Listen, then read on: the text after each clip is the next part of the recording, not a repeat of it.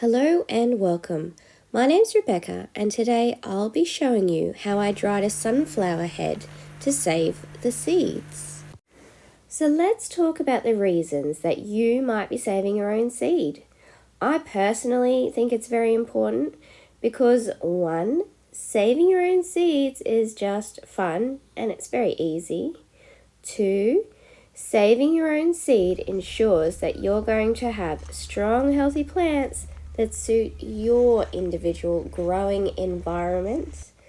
3, seed companies lately tend to be not selecting for the most desirable traits to keep the varieties pure. Charles Dowding explains it here in his video about purple sprouting broccoli. The one thing I haven't mentioned actually is choice of variety. This is a hybrid.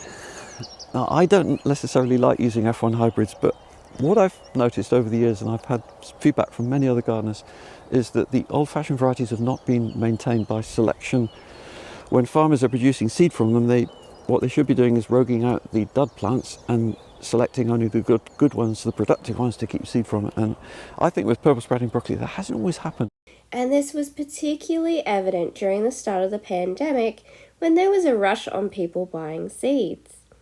4, last but not least, if you save your own seed and make your own compost, then you won't be buying in any materials and your organic garden will be truly free to run. So, in my I ate a whole sunflower head video, I harvested the smaller sunflower head to eat and I left the larger head to mature for the seeds. When I did this, I was selecting for a large sunflower head size, and that's because I want to get the most value for money as I continue to grow sunflowers to eat. It was also the head that was not eaten by predators, which is also a trait that I would like to select for. So let's take a look at the sunflower head. A lot of videos tell you to wait until the head is drooping and the petals are crisping up and the head is drying outside in your garden. This is correct, but you can harvest the head as soon as all the seeds are formed and turning grey, and just bring it inside to finish drying. I wanted the garden bed space for my winter plants, so I harvested early and I let the head dry inside. And this thing is huge. Look at the size of the leaf in comparison to my hand. So first we will pluck out the yellow petals. These are edible and they have a mild flavour that would go nicely into salads. Then it's time to admire these amazing spirals. Did you know that mathematics is the language of our universe? These spirals are a perfect example of mathematics found in nature. If you'd like to learn more about the maths behind these spirals, which are made up of the Fibonacci series and the golden ratio, check out the link to a great blog post explaining it all in the description. Moving along with harvesting the seeds, it's time to brush all the little flower buds off to reveal the seeds. You can feed these to your worms or put them in your garden as a chop and drop layer. I've set my flower head on a cardboard cup holder that I had laying around from when we last ordered takeaway, and this will keep the airflow around the head as it dries. Alternatively, you could use a large brown paper bag to sit your sunflower head in, and it will do the same job. So once that's all prepared, we just wait for the sunflower head to dry.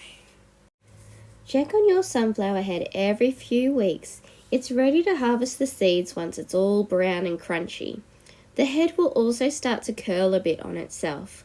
Once you're satisfied it's dry, then it's time to pop the seeds out. Again, you don't need to panic about it being perfectly dry because the seeds can continue to dry after you pop them out.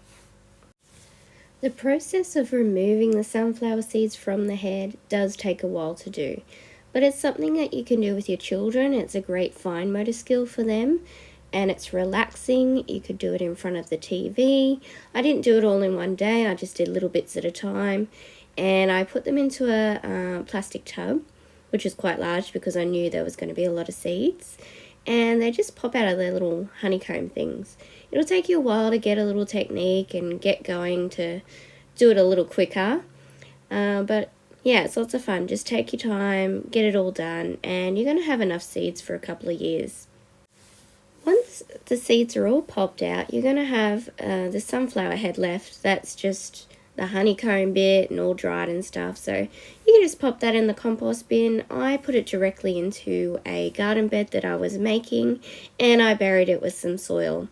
And that will feed your future plants. With the container with the seeds in it, you can continue to dry the seeds. You just leave the lid off, give it a little shake every now and plant the seeds whenever you're ready to plant them. I hope you enjoyed this video, and I'll see you next time when I'm planting these seeds and then growing them in my garden to eat again.